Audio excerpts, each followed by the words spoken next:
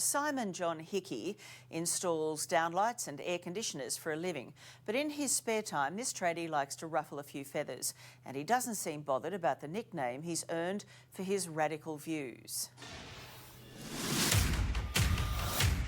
Are you the Nazi Sparky? Am I the Nazi Sparky? Yeah, just want to ask about some of the pretty extreme things you're putting online. This is Simon John Hickey, electrician, Trump supporter. On your fake news, mate. You like CNN, fake news, yeah. Neo-Nazi. You think you're ever going to stop lying to the Australian public? I don't think it's lies. I think you're putting stuff online that's really offensive, racist.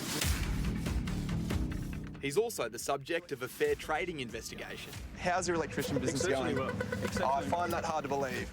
But perhaps most disturbingly, Simon Hickey is a Holocaust denier. You need to produce some evidence that there was a Holocaust. So you are a neo-Nazi? There's been a very disturbing campaign of Holocaust denial. He's clearly not wired right.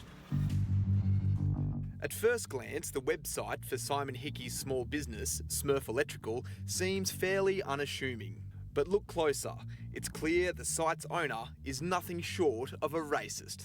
This is deeply offensive. It's troubling. Dvir Abramovich is the chairman of the Defamation Commission, an organisation run by the Jewish community which aims to combat all forms of racism. We've seen an explosion and a surge in anti-Semitic activity, but also in white supremacist activity. In what might be the most bizarre advertising campaign by an Aussie tradie, Simon Hickey has made his electrician business the major sponsor of a notorious neo-Nazi website based in the United States. The Daily Stormer, on which Simon Hickey publishes materials and supports, is a cesspool of racism. There are the calls for a race war, the vile references to Jewish people, and the outrageous denials that the World War II Holocaust ever occurred. I believe there were no gas chambers.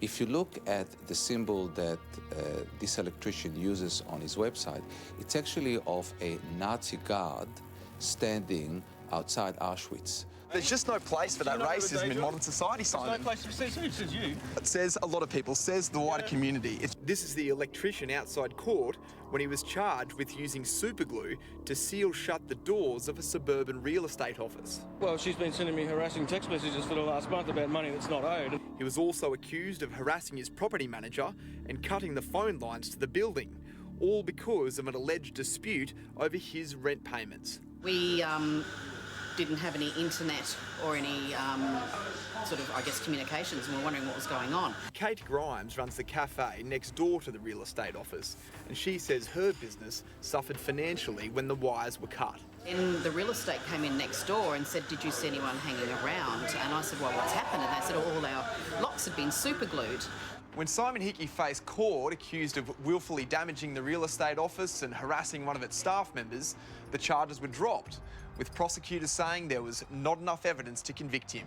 But Hickey pleaded guilty to doing the same thing in a medical practice at this shopping centre.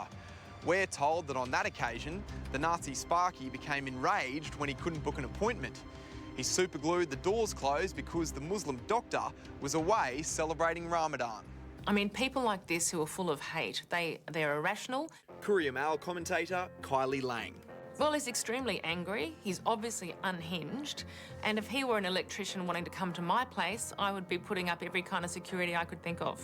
Speaking of security, Simon Hickey claims on his website that Smerff Electrical is a one-stop shop for all things CCTV related. But customers beware. The Office of Fair Trading has confirmed to us they're investigating Hickey for installing security equipment despite not having a licence to do so. Simon Hickey?